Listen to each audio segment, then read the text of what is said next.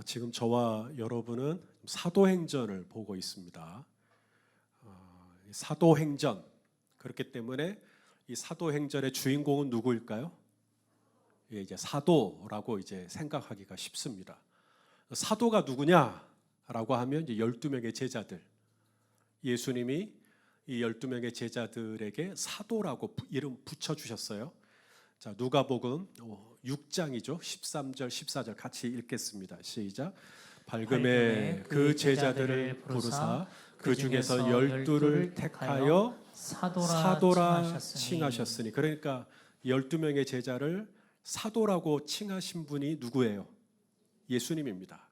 그래서 사도행전, 그러면 예수님의 그 12제자가 주축이 된 기록, 역사적인 기록, 사도행전이구나, 이렇게 생각하기가 쉬운 것이죠. 하지만 오늘 우리가 읽은 사도행전 8장의 주인공은 빌립이에요. 이 빌립이 예루살렘에 핍박이 일어나니까 사마리아로 갔다는 거잖아요. 사마리아에 가서 복음을 전하니까 표적이 나타나고 많은 사람들이 세례를 받고, 그래서 예루살렘에서 야고보와 요한이 와서 안수하니까 성령이 임하고, 그래서 이 사마리아 전역에 엄청난 영적인 부흥이 일어났다. 이게 지금 8장이잖아요. 이 빌립은 사도가 아니거든요. 그런데 지금 8장에 기록이 되어 있는 겁니다. 또 8장 바로 앞에 7장은 또 누구의 이야기냐면 스데반입니다. 스데반이 공회 앞에서 재판을 받으면서 예수 그리스도를 증언하고 마침내 돌에 맞아 순교하죠. 이 스데반도 빌립도 다 사도가 아닙니다. 근데 사도행전이라면서요. 사도행전인데 왜 사도가 아닌 평신도인 스데반이나 빌립이 지금 7장과 8장을 장식하고 있는.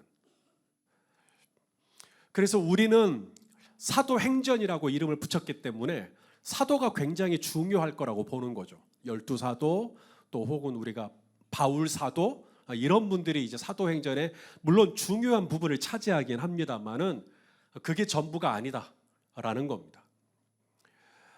우리말로 번역된 한글 성경은 사도행전이라고 말하죠. 그런데 똑같은 사도행전을 영어에서는 액츠라고 말합니다. 액츠. 그러니까 사도행전에서 액센트가 사도에 있지 않아요. 사도행전에서 액센트는 어디에 있어요? 사도행에 있습니다. 사도행에. 이 사도라는 말 자체가 아포스톨로스, 이것은 물론 예수님의 12제자를 가리키기도 하지만 이 아포스톨로스라는 뜻 자체가 뭐냐면 하나님의 부름을 받은 사람들이라는 뜻이에요. 하나님의 콜링. 그래서 하나님의 콜링을 받고 거기에 응답한 사람을 사도라고 그래요. 그래서 사도행전은 예수님이 제자로 삼으셨던 12제자를 포함한 하나님의 부름을 받은 사람들, 스데반, 하나님의 부름을 받은 사람들, 빌립, 이런 사람들도 다 사도가 되는 거죠. 왜냐하면 아포스톨로스가 되는 것입니다. 그래서 그분들이 어떤 액트, 어떤 행동을 했는가, 그분들이 성령을 받고 성령의 인도하심을 따라 어떤 액트, 어떤 행동을 했는지, 어떤 삶을 살았는지, 그것을 기록한 것이 사도행전입니다. 그래서 사도행전의 주인공은 사도가 아닙니다. 사도행전의 중심은 사도가 아니라 행위예요. 행. 혹시 여러분 어떤 교회에 그런 이야기를 혹시 들어보셨는지 모르겠어요. 사도행전이 1장부터 28장까지 있거든요. 그래서 그 교회는 캐치프레이즈가 이거예요. 사도행전 29장을 기록하는 교회. 사도행전 29장이 되는 교회. 우리 교회는 앞으로 사도행전 29장을 쓴다. 뭐 이런 이야기. 저는 그거 나쁘다고 보지 않아요. 왜냐하면 이 사도행전에서 중요한 것은 사도가 아니라 그랬습니다. 그러니까 내가 사도행전 29장을 쓰려면 내가 사도가 돼야 되겠다. 그게 아니라는 거예요. 사도는 돼도 되고 안 돼도 되는 겁니다. 중요한 것은 내가 아포스톨로서 하나님의 부름을 받고 내가 하나님과 함께 동행하는 행이 있으면 나는 사도행전 29장을 쓸 수가 있는 것이죠.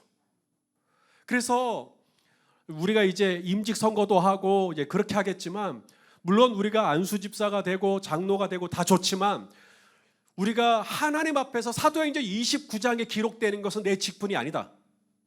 교회 안에서 필요하기 때문에 그 직분자를 세우지만 사도행전 29장에 기록되는 건 행위예요. 행.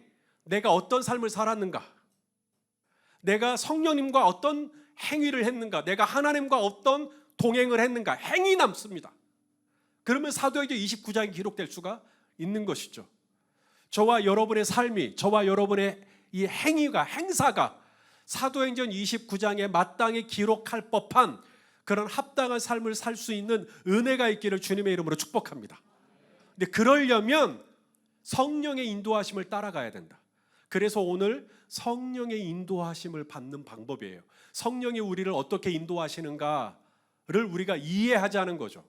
그래야 내가 사도행전 29장에 가 닿을 수가 있고, 사도행전이 28장에서 끝났지만 만일에 29장이 펼쳐진다면 내가 성령의 인도하심을 따라 살았던 행위는 기록이 될 거니까. 그렇다면 성령의 인도하심을 우리가 이해를 할 필요가 있겠죠. 여러분, 저와 여러분 안에, 예수 그리스도를 믿는 저와 여러분 안에 성령이 내주하고 있음을 믿으십니까? 그렇다면 왜 하나님은 우리 믿는 당신의 백성들에게 성령을 주셨는가 하는 거죠. 우리에게 성령을 주신 이유는 그래야 하나님의 인도하심을 따라 살 수 있기 때문에. 자, 우리 요한복음 16장 13절, 우리에게 성령을 주신 이유 읽어보죠. 시작. 그러나 진리의 성령이 오시면 그가 너희를 모든 진리 가운데로 인도하시리니 그가 스스로 말하지 않고 오직 들은 것을 말하며 장래일을 너희에게 알리시리라. 자, 우리에게 보혜사 성령을 주신 이유가 뭐라는 거예요? 우리를 어디로 인도하려고? 진리, 모든 진리. 진리가 뭔데요? 하나님이 원하시는 곳, 하나님이 나에게 바라시는 곳, 하나님이 오늘 내가 어디에 있기를 원하시는지, 하나님은 오늘 내가 무엇을 하기를 원하시는지, 하나님은 오늘 내가 누구를 만나기를 원하시는지, 하나님은 내가 오늘 무슨 말을 하기를 원하시는지, 그게 진리 아니에요. 하나님의 뜻, 하나님의 원하시는 것, 그 진리 가운데로 성령님이 우리를 인도해 주실 수 있으시대. 할렐루야. 저와 여러분 안에 이 보혜사 성령을 주시고 하나님의 인도, 성령의 인도를 받을 수 있도록 은혜를 주신 하나님을 찬양합니다. 그래서 성령님은 GPS 같아요. 마치 이게 성령님이 내 안에 있기 때문에 이게 하나님 나라 위성하고 연결되어 있는 것이죠. 그래서 내가 잘못된 길을 가면 성령님이 깨우쳐 주세요. 너 그 길 아니다. 너 다시 이쪽으로 돌아와야 돼. 그래서 나를 진리 가운데로 인도해 주시는 거죠. 내가 어떻게 살아야 하는지, 내가 누구를 만나야 하는지, 내가 무슨 말을 해야 하는지. 우리 마태복음 말씀 한번 읽어볼까요? 마태복음 10장 19절이에요. 20절까지 시작. 너희를 넘겨줄 때 어떻게 또는 무엇을 말할까 염려하지 말라. 그때에 너희에게 할 말을 주시리니 말하는 이는 너희가 아니라 너희 속에서 말씀하시는 이 곧 너희 아버지의 성령이시니라. 그러니까 성령님이 어떻게 무엇을 말해야 하는지 다 가르쳐 주신다는 거예요. 어떻게 또는 무엇을 말하는 것을 성령님이 가르쳐 주신다는 거예요. 그렇게 성령님이 저와 여러분을 인도해 주실 수 있다는 것이죠. 여러분, 그럴 수도 있고 안 그럴 수도 있는 게 아니고요. 이미 저와 여러분 안에 계신 성령님은 그렇게 정확하게 저와 여러분을 인도해 주실 수 있는 분이십니다. 그렇기 때문에 우리는 그 인도하심을 분별하고 따라가야죠. 성령님이 우리를 인도해 주시는 방법이 있어요. 성령님이 우리를 인도해 주실 때 크게 두 가지예요. 먼저 전조등이요.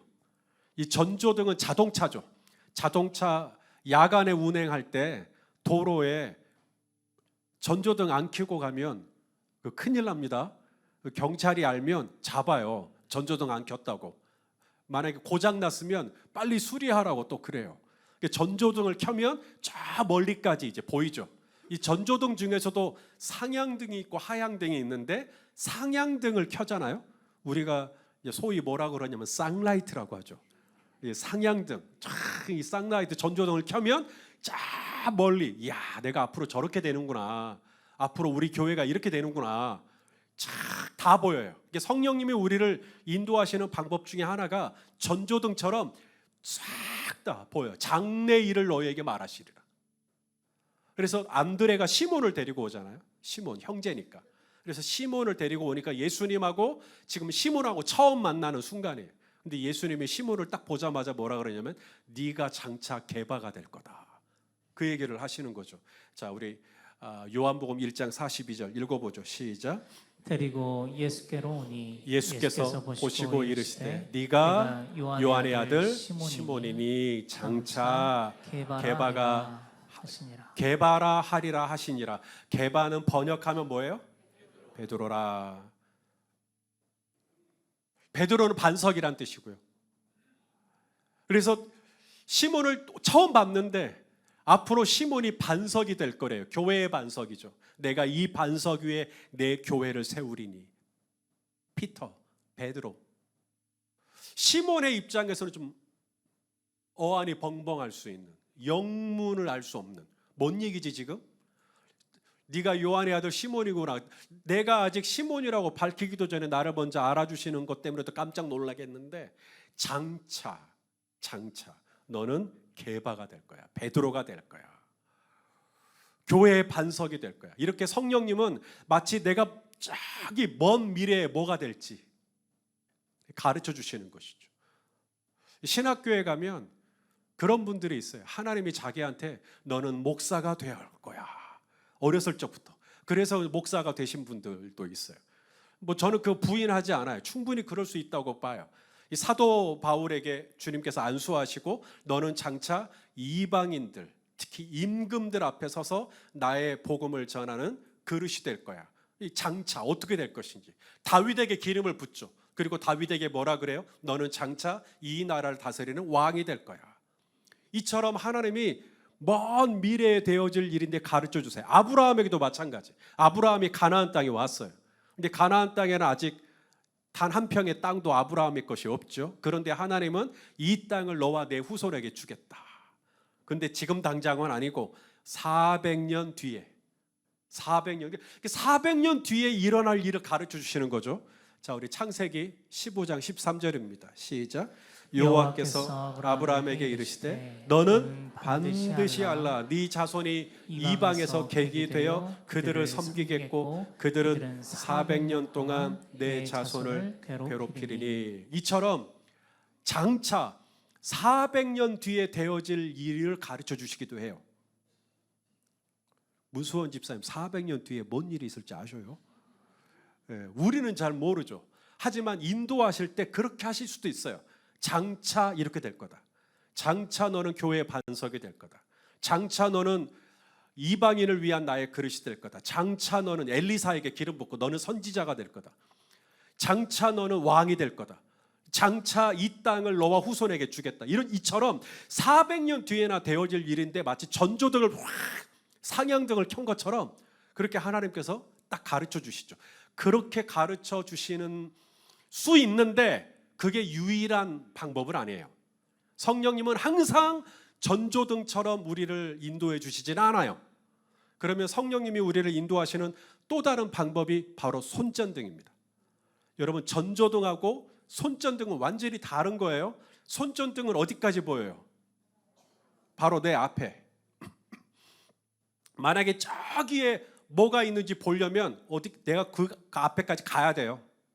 그래야 여기에 이런 게 있었구나라는 것을 이제 볼 수 있게 되는 것이죠. 성령님이 우리를 인도하실 때 항상 전조등처럼 인도해 주시지는 않아요. 그런데 우리는 늘 전조등처럼 구해요. 하나님, 앞으로 이 사업 장차 어떻게 됩니까? 하나님, 장차 우리 큰딸 어떻게 됩니까? 이 큰아들 어떻게 됩니까? 그런데 하나님이 우리를 인도하시는 대부분의 방법은 손전등입니다. 바로 내 앞에 있는 거. 오늘 우리가 읽은 본문을 보시겠어요? 26절. 오늘 우리가 읽은 본문. 성령님이 이 빌립을 어떻게 인도하시는가를 우리가 보면 힌트를 얻을 수가 있습니다. 자, 26절 시작. 주의 사자가 빌립에게 말하여 이르되 뭐라 그래요? 일어나서 자, 일어나서 이게 첫 번째예요. 일어나서 일어나야죠 일단. 일어나서 그다음 뭐라 그래요? 남쪽으로 자, 남쪽이 향하여 어디죠? 아, 이쪽이네요. 그럼 남쪽으로 향하여 가라는 거예요. 남쪽으로 향하여 가면 거기에 뭐가 있는지는 모르겠어요. 남쪽으로 가래요. 일어났어요. 남쪽으로 가요. 사마리아가 위에 있고 예루살렘이 밑에 있는데 사마리아에서 남쪽으로 가면 유대가 나와요. 그래서 유대가 나왔어요. 하나님 저 유대 가라는 거예요? 아니라는 거예요. 감동을 안 주셔요. 그러면 유대를 지나요. 예루살렘. 저 예루살렘에서 사마리아로 온 사람 아닙니까? 지금 예루살렘에 지금 교회가 핍박을 받고 있으니까. 근데 지금 저 다시 예루살렘으로 가라는 거예요? 그래서 남쪽으로 가라고 했으니까 또 예루살렘으로 갑니다. 그런데 성령님이 멈추지를 않으세요. 그럼 예루살렘 통과, 어디까지 가라는 거예요? 그랬더니 가사가 나오는 거야. 가사. 오늘날 아주 뜨거운 감자죠. 가자 지구. 바로 그 가사. 그래서 이 가사로 가려면 이제 광야길을 지나가야 돼요. 광야길. 그래서 광야로 가게 되는 겁니다. 근데 광야에 갔더니 하나님 저를 왜 이 광야로 보내셨어요? 그때 광야로 갔더니 거기서 수레가 한 마리, 하나가 보이는 거죠. 이게 말을 타고 가는 수레인지 사람이 끌고 가는 수레인지는 잘 모르겠어요. 수레 하나가 예루살렘에서 예배를 드리고 이디오피아로 돌아가는 수레 하나. 성령님이 그 수레에게 가까이 다가가라. 수레에게 가요. 갔더니 그 안에 내시가 한 명이 앉아 있었는데 이사야서 말씀을 읽고 있었어. 마침. 그래서 그 말씀을 깨닫습니까? 뭔 말인지 하나도 모르겠습니다. 그럼 제가 좀 설명을 해드려도 될까요? 타십시오. 그래서 이제 이사야에 기록된 예수 그리스도를 전합니다. 처음부터 그날 아침에 눈을 뜨자마자 묵상을 할 때 빌립에게 너는 오늘 예루살렘에서 가사로 가는 광야길에 수레 하나를 만나게 될 거고 수레에서 내시를 만나게 될 거고 그에게 복음을 전하고 세례를 베푸게 될 거야. 처음부터 가르쳐주지 않아요. 스텝 바이 스텝. 일단 일어나라. 그 다음은요 남쪽으로 가거라. 그 다음은요 유대를 지나 예루살렘을 지나 어디까지 가요? 남쪽으로. 가사까지 가거라. 가사까지 갑니다. 가는데 가다가 수레를 만나요. 그러자 성령님이 저 수레에게 가까이 가거라. 저 수레가 뭔데요? 가까이 가요. 갔더니 이사야서 말씀을 읽고 있는 것이죠. 그리고 복음을 전합니다. 그리고 물을 발견하죠. 내시가 말합니다. 나에게 세례를 베풀어 주십시오. 세례를 베풀어 줘요. 성령님이 우리를 인도하실 때 이와 같이 손전등처럼 내가 거기까지 가야 돼요. 내가 거기까지 가야 그 다음 스텝을 가르쳐 주세요.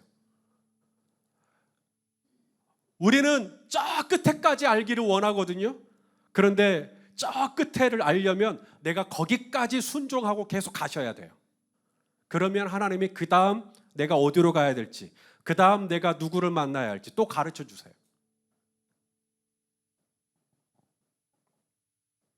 우리 창세기에 있는 말씀을 한번 보죠. 우리 창세기 12장 1절입니다. 시작. 여호와께서 아브라함에게 이르시되 너는 너의 고향과 친척과 아버지의 집을 떠나 내가 내게 보여줄 땅으로 가라. 자, 아브라함에게 뭐 하래요? 뭐 하래요? 떠나래요. 어디를 떠나래요? 너의 고향을 떠나라. 그 다음에 너의 친척을 떠나라. 그 다음에 너의 아버지의 집을 떠나라. 그리하면 그 다음 뭘 보여주겠대요?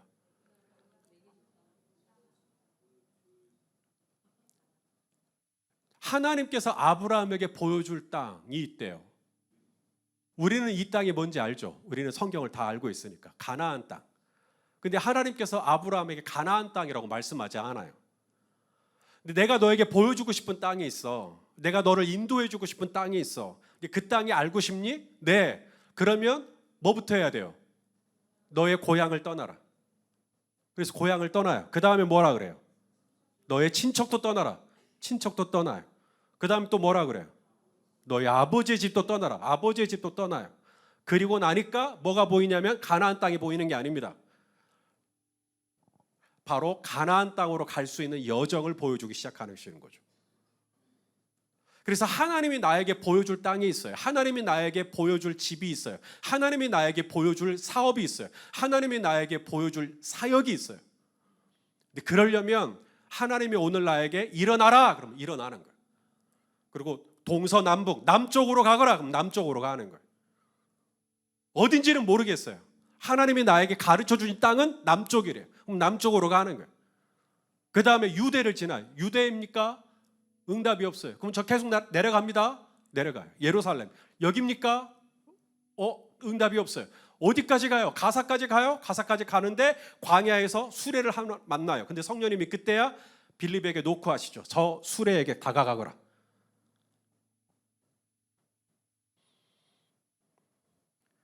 우리는 모든 걸 알고 싶지만 하나님이 저와 여러분을 인도하시는 방법은 항상 전조등처럼 인도하는 건 아니다. 오늘 나에게 말씀하신 일어나라. 예 순종을 했을 때 남쪽인지 북쪽인지를 가르쳐 주세요. 그리고 남쪽으로 갔을 때 그 다음에 하나님은 내가 수레를 찾아야 되는데 어느 수레를 만나야 되는지를 가르쳐 주세요. 그 다음에 수레를 만나고 난 다음에 그 안에 있는 사람에게 무슨 대화를 시작해야 되는지 가르쳐 주시죠. 우리는 모든 걸 다 알고 나서 움직이려고 하지만 성령님은 오늘 내가 떠나야 할 자리를 떠나고 있는지, 내가 오늘 일어나 가야 할 방향으로 가고 있는지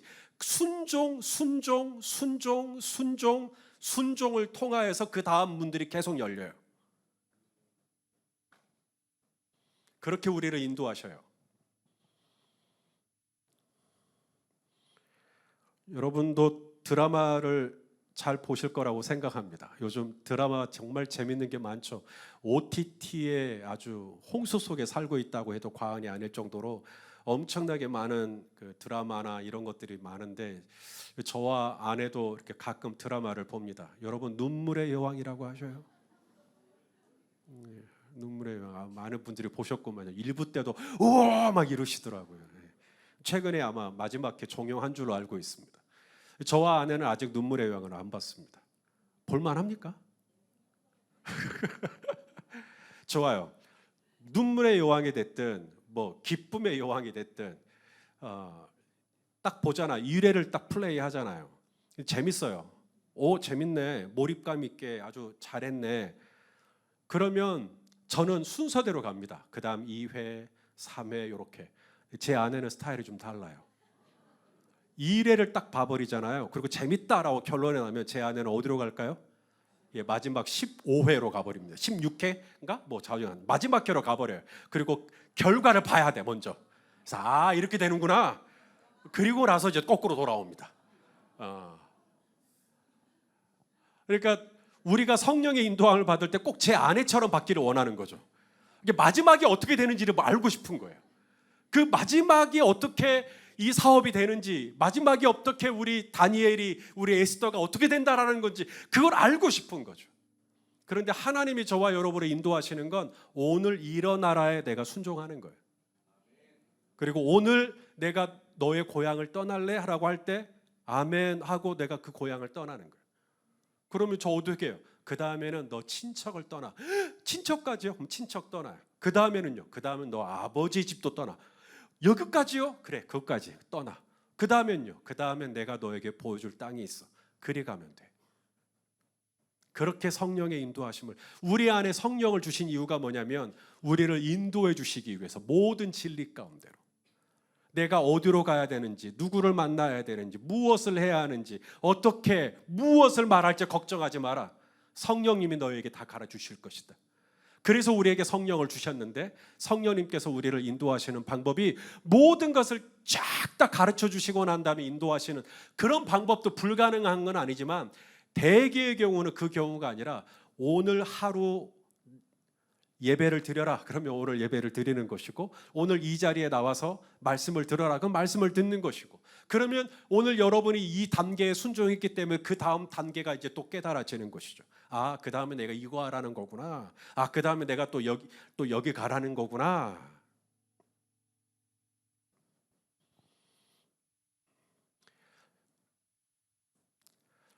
여러분 하나님이 우리를 인도하실 때 우리가 해야 할 일은 순종밖에 없습니다. 왜냐하면 우리는 양이거든요. 우리는 목자가 아니에요. 목자는 누구예요? 하나님밖에 없어요. 아멘입니까? 하나님의 목자시고 나는 그분의 양이에요. 절대 착각하지 마세요. 내 아내가 목자 아닙니다. 내 아들이 목자 아니고요. 여러분의 목장의 목자가 목자 아닙니다. 여러분의 목장의 목자도 양이에요. 우리가 양으로서 해야 할 일은 목자의 음성을 듣고 목자가 앞서가면 내가 그 뒤를 따라가는 것이죠. 그러면 그 양은 삽니다. 왜냐하면 꼴을 얻을 테니까요. 그런데 여러분, 문제가 하나 있어요. 목자가 우리를 인도할 때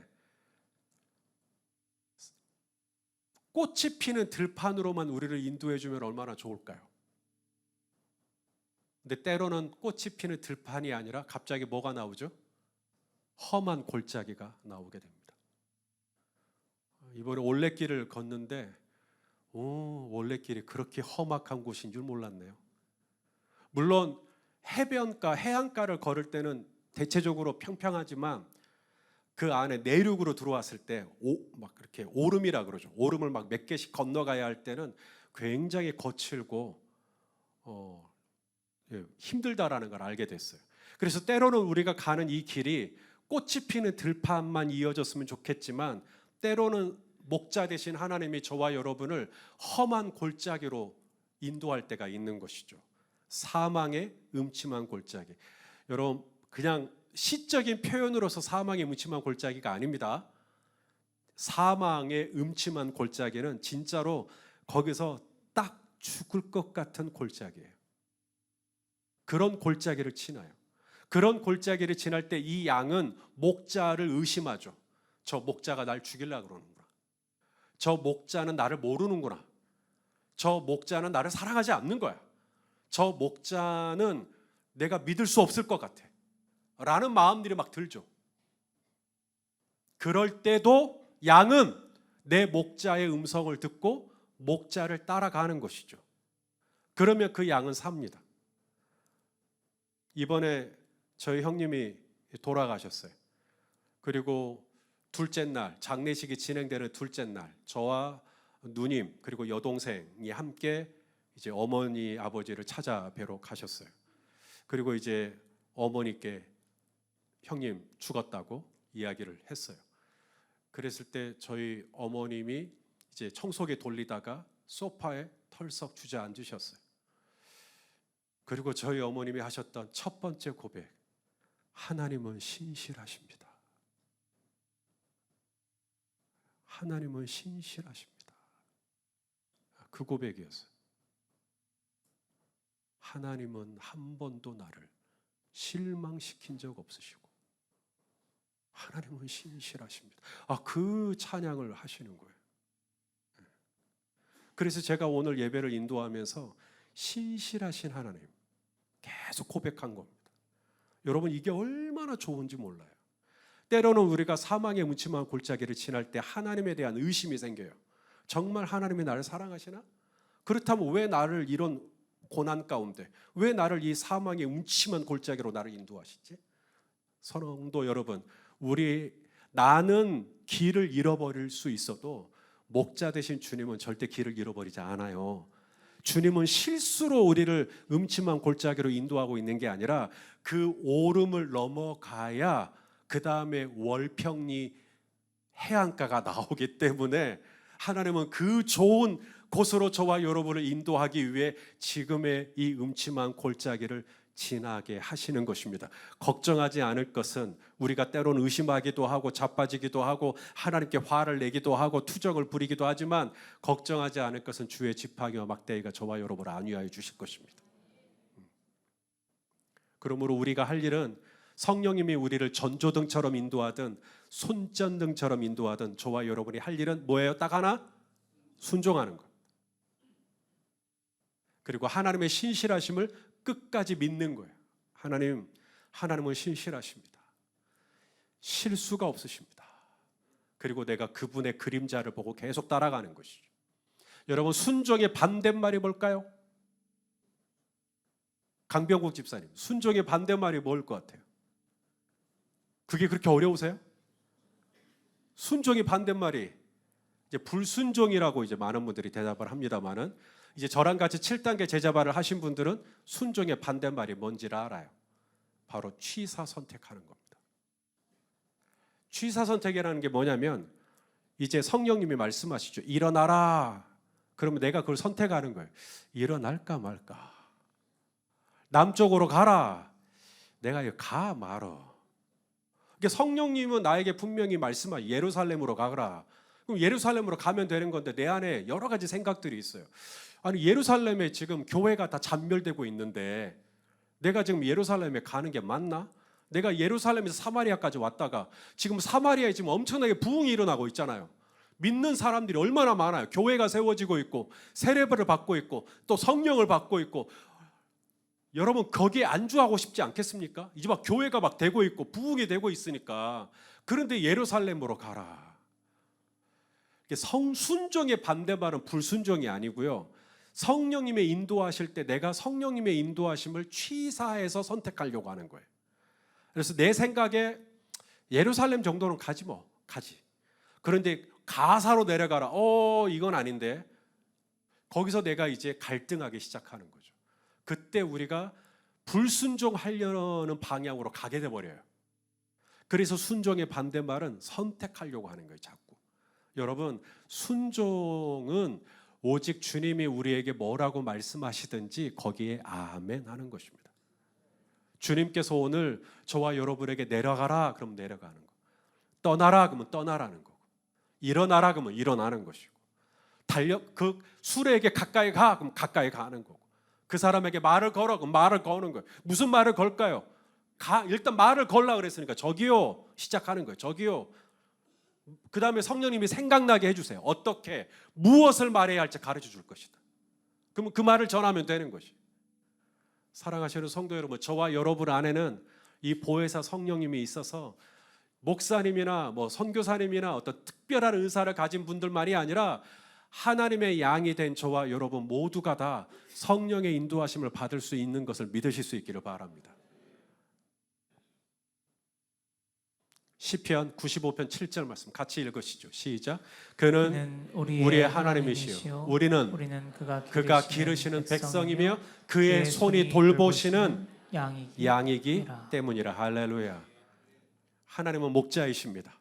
그리고 목자이신 하나님이 우리가 양인데 우리가 다 양 같아서 각기 제 길로 가요. 지 마음대로 가요. 각기 소견에 오른 대로 남쪽으로 할까? 동쪽으로 갈까? 내 마음대로 막 가요. 이게 양이에요. 그래서 하나님은 우리가 그렇게 사는 걸 원치 않아서 우리에게 성령을 주신 거예요. GPS를 주신 거예요. 그래서 우리 안에 울림이 와요. 삐삐삐삐삐삐 지금 잘못된 길로 갔다는 거예요. 그래서 다시 재조정을 받아요. 그리고 또 다시 진리 가운데로 가는 것이죠. 사랑하시는 성도 여러분, 이제 일평생 성령님은 저와 여러분을 인도해 주실 것입니다. 걱정하지 마십시오. 하나님은 실수 없는 우리 하나님은 사망의 음침한 골짜기를 지난다 할지라도 우리가 그 가운데서 길을 잃어버리지 않도록 저와 여러분을 신실하게 인도해 주시는 하나님이십니다. 그러므로 이번 한 주간도 내 안에 계신 성령님과 더불어서 아주 작은 데서부터 순종하는 거예요. 일어나라, 가거라, 만나거라, 하거라. 그때 우리는 성령님과 함께 손전등처럼 전조등처럼 인도함을 받을 때 우리는 하나님께서 마침내 저와 여러분에게 주시고자 하셨던 그 아름다운 에메랄드빛 해안이 펼쳐져 있는 월령포구, 월령해수욕장, 푸른 풀밭과 실만한 물가로 저와 여러분을 인도해 주실 줄로 믿습니다. 이 은혜가 함께 하시길 주의 이름으로 축원합니다. 기도하시겠습니다. 하나님, 우리에게 성령을 주시고 우리의 걸음걸음을 인도해 주신다고 말씀하시니 감사합니다.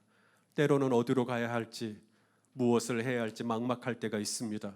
내 안에 계신 성령님을 신뢰하고 성령의 인도하심을 따라 살아갈 수 있도록 하나님 우리를 인도해 주시옵소서. 내 안에 계신 성령님께 더욱더 민감하기를 원합니다. 성령님, 뭐라고 말씀하시는지 우리가 알아듣게 하시고 내가 성령의 인도하심을 잘 분별할 수 있도록 지혜와 명철을 허락하여 주시옵소서. 예수 그리스도의 이름으로 기도하옵나이다. 아멘.